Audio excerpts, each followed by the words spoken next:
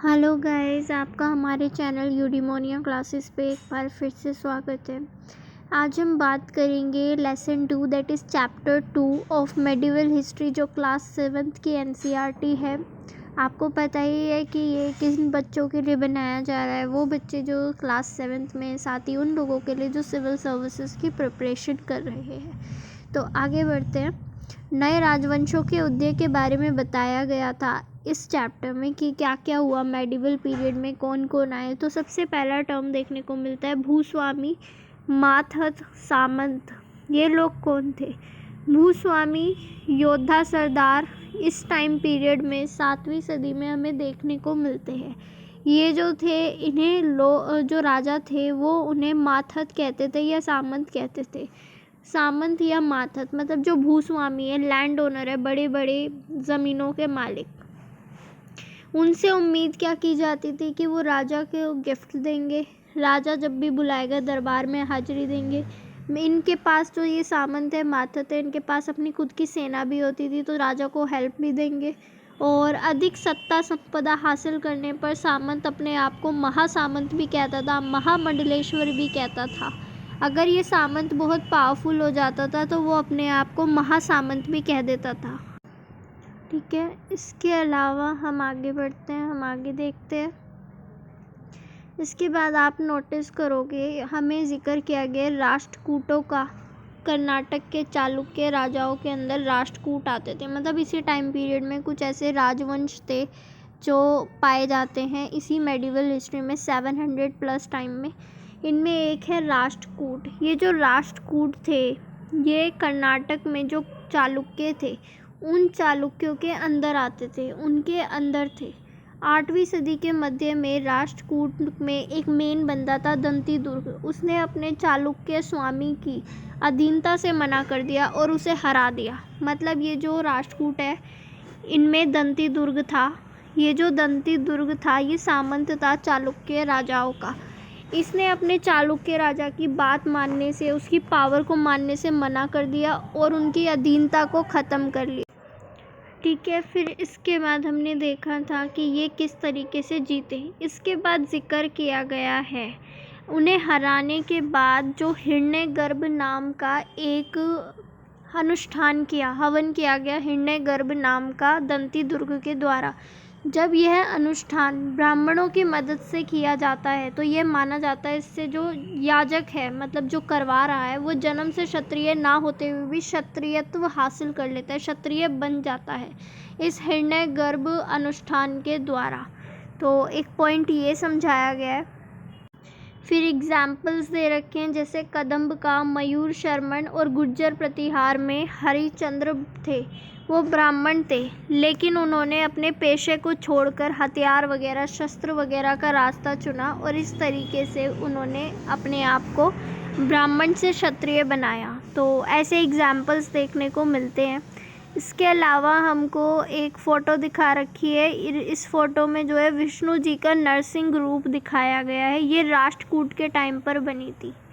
ठीक है, इसके बाद जिक्र है कि सभी राज्यों में उत्पादक था, जैसे किसान था, पशुपालक था, कारीगर था। ये सब संसाधन, इन सब से संसाधन इकट्ठे किए जाते थे और उनको अपने उत्पाद का एक हिस्सा छोड़ना पड़ता था जिसे लगान मानकर वसूला जाता था। मतलब जो भी प्रोडक्शन करने वाली क्लास थी वो अपना टैक्स देते थे, लगान देते थे, जो भी वो बनाते थे उस पर। प्राप्त करने वाला भूस्वामी ये दावा करता था कि इस पर हमारा हक है वसूलना। ठीक है, तो राजस्व व्यापारियों से भी लिया जाता था। तो जिक्र कर रखा है कर व्यवस्था का। इसके बाद हमें बता रखा है कि ये जो रिसोर्सेज थे, जो कर वगैरह जो लिए जाते थे, वो राजा की व्यवस्था का वित्तीय आधार बनते थे। राजा को जो है इनकी ज़रूरत थी। क्यों? क्योंकि मंदिर और दुर्ग के निर्माण में इनका इस्तेमाल किया जाता था। युद्ध लड़ना होता तो उसके लिए भी ज़रूरी था। और लूट, मतलब युद्ध लड़ने क्यों जाते हैं? लूट वगैरह से धन प्राप्त करने के लिए, लेकिन उसके लिए भी तो, लूट के लिए भी, युद्ध लड़ने के लिए भी तो पैसा चाहिए। तो इस तरीके से लोगों से कर के रूप में, लगान के रूप में लिया जाता था।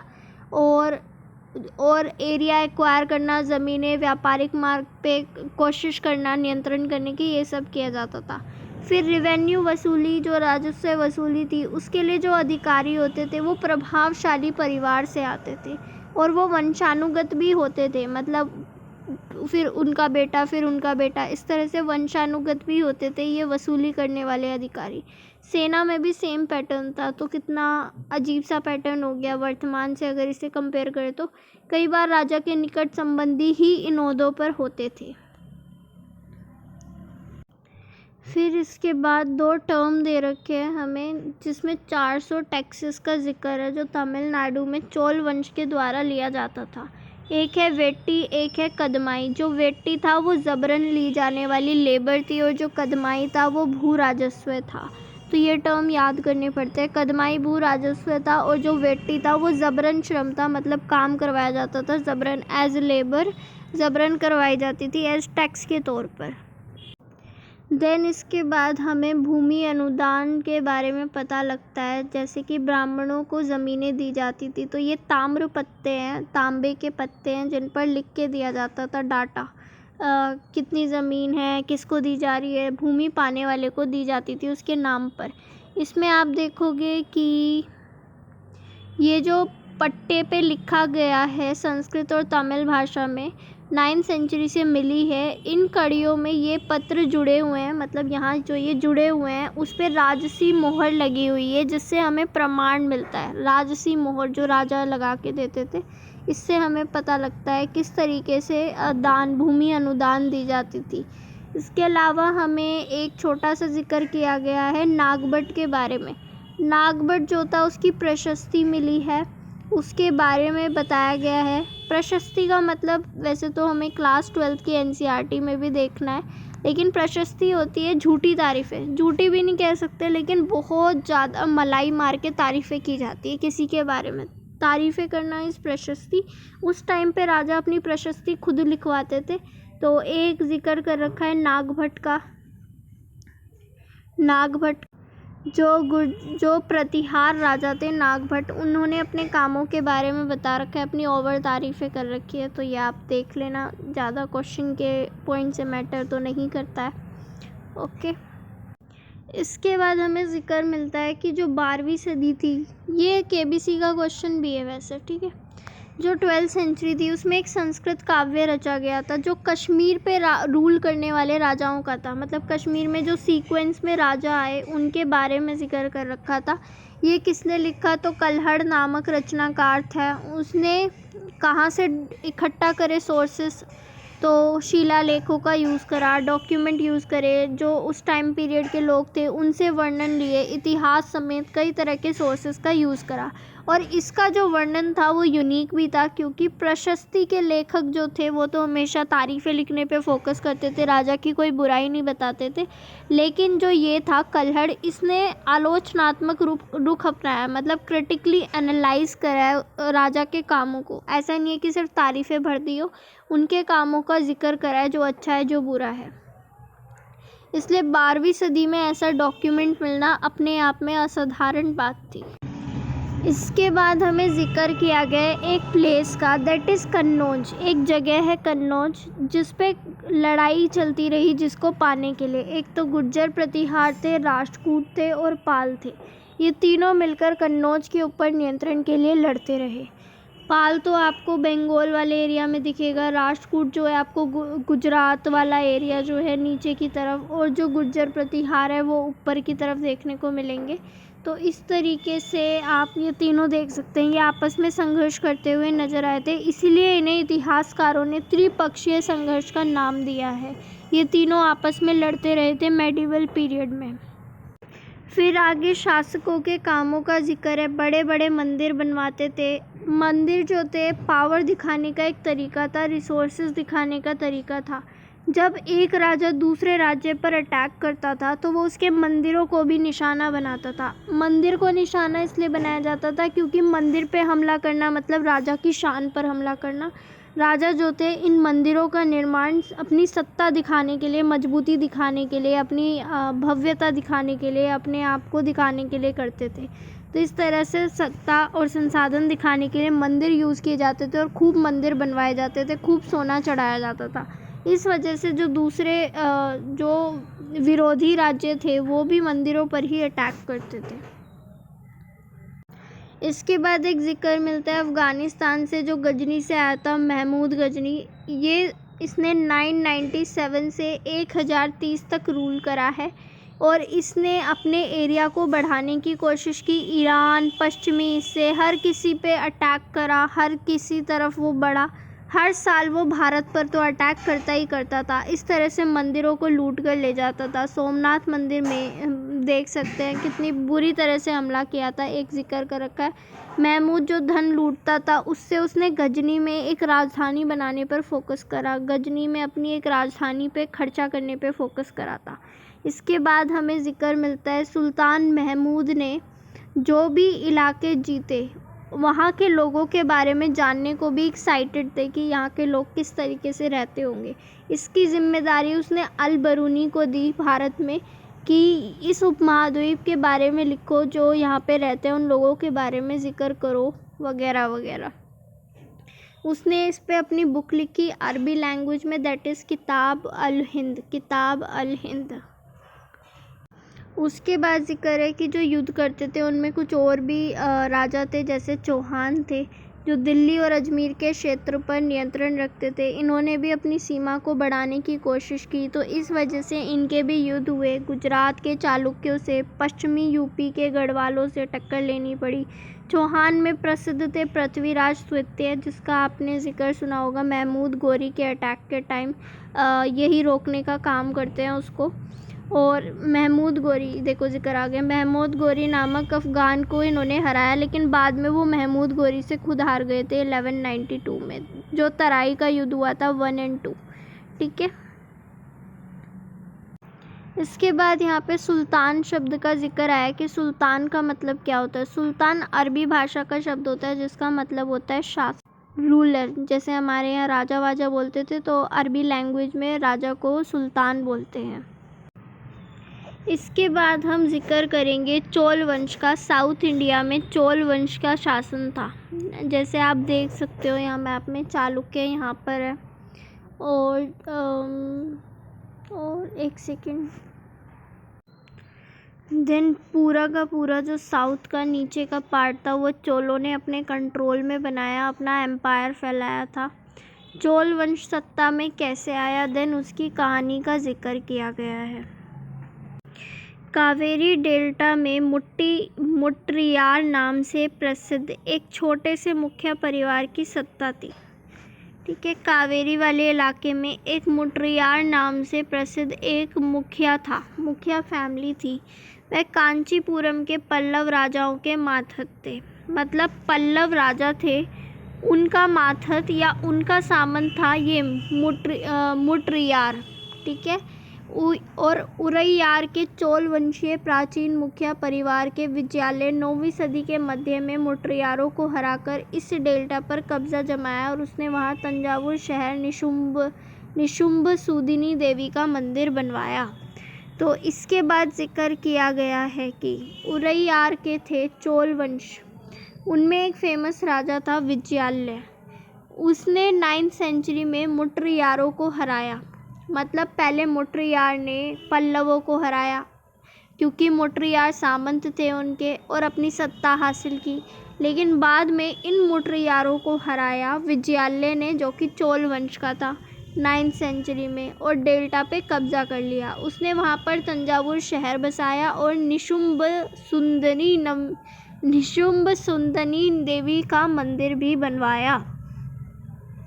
इसके बाद जिक्र है कि जो विजयालय था उसके उत्तराधिकारियों ने भी सीमाओं को आगे बढ़ाने की कोशिश की, और जो पल्लव और पांड्य थे उनके राज्यों को भी अपने अंदर मिला लिया। देखो पांड्य यहाँ पर है, पल्लव ऊपर है, उनके क्षेत्र को भी अपने में मिला लिया। तो ये चोलों ने इतना बड़ा एम्पायर खड़ा करके दिखाया था। ठीक है। उसके बाद बताया गया है कि राजराज प्रथम जो था वो सबसे शक्तिशाली था चोल शासक में। इसने 985 में ये राजा बना और उसी ने ज़्यादातर एरिया पे कंट्रोल करा और एक्सपेंड करने की पॉलिसी चलाई और अपने प्रशासन को भी फिर से नए सिरे से ढाला। उसके बाद हमें मिलता है ज़िक्र राज के बाद राजेंद्र प्रथम का। राज के बाद आया राजेंद्र प्रथम। उसने अपने पिता की नीतियों को जारी रखा और गंगा घाटी, श्रीलंका, दक्षिण पूर्व एशिया के देशों पर भी हमले करे, मतलब अपना एरिया बढ़ाता रहा। सोचो दूसरे देशों में भी, श्रीलंका में, साउथ ईस्ट एशिया के देशों में भी, इस वजह से उसने जल सेना रखी। तो कितनी महत्वपूर्ण बात है। चोल में राज तो था ही, विजयालय तो था ही जिसने साम्राज्य स्थापित करा। देन राज आया जो बहुत फेमस था। उसके बाद हमें राजेंद्र प्रथम देखने को मिलता है, वो भी उतना ही महत्वाकांक्षी राजा था, उसने जल सेना रखी थी। ठीक है, तो ये चोल वंश में हमने 3 राजाओं का जिक्र देखा। उसके आगे हम देखेंगे मंदिर वगैरह में ये क्या काम करे इन्होंने। राजेंद्र प्रथम द्वारा बनवाए गए तंजावुर और गंगईकोंड चोलपुरम के बड़े मंदिर स्थापत्य की एक चमक थे। ये जो राज था और उसके जो बेटे थे, इन दोनों ने ही खूब सुंदर सुंदर मंदिर बनवाए जो बहुत ज़्यादा आज भी अट्रैक्टिव प्लेस है वहाँ जाकर घूमने के लिए। चोल मंदिर अक्सर अपने आसपास विकसित होने वाली बस्तियों के केंद्र भी बन गए। अब ये मंदिर जो थे ये हर एक्टिविटी का केंद्र थे। यहीं पर फिर लोगों ने बसना शुरू कर दिया जाता है। यहाँ पे आपको मार्केट मिलेगी, शिल्प उत्पादन मिलेगा। मंदिर शासक और अन्य लोगों द्वारा दी गई भूमि से भी संपन्न होते थे। मंदिर के पास अपनी खुद की ज़मीनें होती थी। भूमि की उपज इन सारे लोगों की निर्वाह के लिए ज़रूरी होती थी। फिर मंदिर जो थे इनके पास अपनी ज़मीन थी, वहाँ से जो था अनाज भी आता था और इन लोगों का जो मंदिर पर निर्भर थे उन लोगों की ज़रूरतें पूरी करता था। मंदिर के आसपास जो लोग रहते थे उनकी ज़रूरतें पूरी होती थी। तो मंदिर जो थे वो मंदिर जो थे वो हर चीज़ का केंद्र बन जाते थे। वहाँ पर बस्तियाँ बसनी शुरू हो जाती थी एक बार मंदिर का निर्माण होता था। तो ये बताने की कोशिश है। आगे बढ़ते हैं। उसके बाद बताया गया, जैसा पहले बोला मंदिर हर चीज़ का केंद्र था, तो वहाँ संगीतकार थे, डांसर्स थे। मंदिर में पूजा आराधना के स्थान ही नहीं थे, मतलब मंदिर सिर्फ पूजा करने की जगह नहीं थी। वहाँ इकोनॉमिक, सोशल, कल्चरल हर तरह की एक्टिविटीज़ होती थी। वहाँ पर जो चोल साम्राज्य था, चोलों के टाइम पे सबसे बड़ी खासियत थी उनकी कांस्य प्रतिमाएं। ये आप हिस्ट्री के म्यूज़ियम जाना, वहाँ देखने को मिलेंगी। बहुत सुंदर तरीके से बनाई जाती थी। वहाँ म्यूज़ियम्स में अभी भी, मतलब म्यूज़ियम्स में रखी हुई है, मैंने भी देखा है। तो आप देखना वहाँ पे जाके। जो कांस्य प्रतिमाएं थी ये चोल के टाइम पे दुनिया की सबसे उत्कृष्ट प्रतिमा मानी गई। दुनिया में ऐसी कहीं नहीं बनती थी, ये कांस्य की बनती थी। ये देवी देवताओं की ही थी, साथ में जो होता था भक्तों की भी बनाई जाती थी वैसे तो। ठीक है, इसके बाद कृषि के बारे में बताया गया। चोलों की कई उपलब्धियां थी, कृषि भी उसी में से एक थी। एग्रीकल्चर में खूब डेवलपमेंट हुआ। इन्होंने इन्होंने कृषि के लिए ज़मीनें बढ़ाई, खूब जंगलों को साफ करा, बाढ़ को रोकने के लिए तटबंध बनवाए, ज़मीन को प्लेन करवाया, नए नए नहरों का निर्माण कराया। तो खेती के कार्यों में भी इन्होंने बहुत ज़्यादा योगदान करा और एक साल में 2 फसलें उगाने की एक्टिविटीज़ भी देखने को मिली। इसके बाद जिक्र किया गया कि फसलों के लिए आर्टिफिशियल सिंचाई की व्यवस्था की गई। आर्टिफिशियली पानी को लाने के लिए, पहुंचाने के लिए खेतों तक कुएं खोदे गए नए यही सिंचाई के लिए, और बारिश के पानी को इकट्ठा करने के लिए सरोवर तक बनवाए गए। श्रम और संसाधन को व्यवस्थित करने की कोशिश की गई। तो इस तरीके से इन्होंने हर एक्टिविटी का ध्यान रखा। इसके बाद प्रशासन का जिक्र है। प्रशासन किस तरह से चलता था, तो देखो किसानों की बस्तियां होती थी, उन्हें उर कहते थे। किसानों की बस्तियां उर कहलाती थी और गांव के ग्रुप को नाडू कहा जाता था। ग्राम परिषद और नाडू न्याय करने और कर वसूलने के काम करते थे। जो उर था वो तो किसान की बस्तियां थी, किसानों की बस्तियां उर थी। ठीक है, ये बस्तियां उर थी। और जो नाडू था वो गांव के ग्रुप को नाडू कहते थे। ये जो बस्तियां थी, किसानों की बस्तियां थी, वो तो उर थी। वेट फॉर अ सेकंड, मैं समझाती हूँ। किसानों की बस्तियां उर हो गई, लेकिन ये जो ग्रुप्स हो जाते थे ये मिलकर बना देते थे नाडू। और ये जो नाडू था या ग्राम परिषद थी, मतलब नाडू था, वो न्याय करने के लिए और टैक्स वसूलने का काम करता था। नाडू न्याय करने और कर वसूलने की प्रशासकीय कार्य करते थे। नाडू मतलब ग्राम परिषद भी हुआ, जो काउंसिल होती थी वो ये काम करती थी। इसके बाद एक और शब्द का जिक्र आया, दैट इज़ वेल्लाल। वेल्लाल जो होते थे वो धनी किसानों को केंद्रीय चोल सरकार की देखरेख में नाडू के कामकाज में नियंत्रण करना हासिल था। मतलब ये पैसे वाले लोग थे, भूस्वामी थे, पैसे वाले। वेल्लाल धनी किसान थे और इन्होंने चोल सरकार की देखरेख में नाडू के कामकाज को कंट्रोल करा। मतलब चोल सरकार ने इन्हें अलाउड करा कि नाडू जो काम कर रहे हैं, नाडू का जो एरिया है उनको कंट्रोल करो, उनको देखो, उन पर नियंत्रण रखो। ठीक है, मतलब जो नाडू है देखा जाए तो भूस्वामी है, तो मतलब नाडू भी बनाया जाता था, इनको नाडू की पोस्ट भी दी जाती तो इस तरह से इन पे कंट्रोल रखा जाता था। वेल्लाल जाती थी वही नाडू भी बनते थे। इनमें से कई धनी भूस्वामियों को चोल राजाओं ने सम्मान के रूप में मूवेंदवेलन अरैयार जैसी उपाधियों को दिया। ठीक है, तो कई जो थे उनको ऐसी उपाधियां भी दी गई हैं चोल सम्राटों के द्वारा अपनी सेवा देने के बदले। राजाओं को, भूस्वामियों को भूस्वामियों ने जो राजाओं को सेवाएं दी उसके बदले। और बाकी आपको समझ आया होगा। आगे बढ़ते हैं। इसके बाद जिक्र किया गया ब्रह्मदेव का। ब्रह्मदेव होती है जो ब्राह्मणों को ज़मीन दे दी जाती थी। हर ब्रह्मदेव की देखरेख ब्राह्मण भूस्वामी की सभा करती थी। अब ब्राह्मणों के भी गांव हो गए जो उन्हें ज़मीनें दी गई है, उन पे एक सभा होती थी जो उनकी देखरेख करती थी। सभा अच्छे से चलती थी। इसके निर्णय जो होते थे वो शिलालेख पर लिखवाए जाते थे। शिलालेख कहाँ पे? मंदिर की पत्थर की दीवारों पर लिखवाए जाते थे इनके डिसीजंस जो होते थे सभा के। फिर नगरम का जिक्र है। नगरम के नाम से ज्ञात व्यापारियों के संघ भी अक्सर शहरों में प्रशासनिक कार्य करते थे। नगरम क्या होता है? व्यापारियों का संघ इज़ नगरम। इसके बाद आप एक बार ये पढ़ लेना, ये बहुत इंपॉर्टेंट है क्वेश्चंस बनाने के लिए। वेलन वगाई क्या होता है? जो नॉन ब्राह्मण्स थे उनको ज़मीन दी जाती थी। ब्रह्मदेव जो ब्राह्मणों को दी जाती थी। शाला भोग जो पाठशाला के लिए दी जाती थी, स्कूल्स के लिए दे दी जाती थी। देवदान जो देवों को मतलब भगवान को दे दी जाती थी, मंदिर को दे दी जाती थी। पल्ली चंदम जैन संस्थानों को दे दी जाती थी। तो ये टर्म से क्वेश्चन बन सकता है। तो ये हो गया हमारा second chapter complete.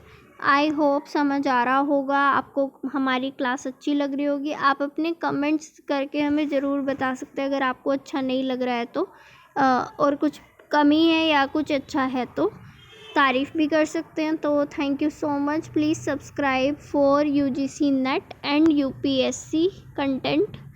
Thank you so much.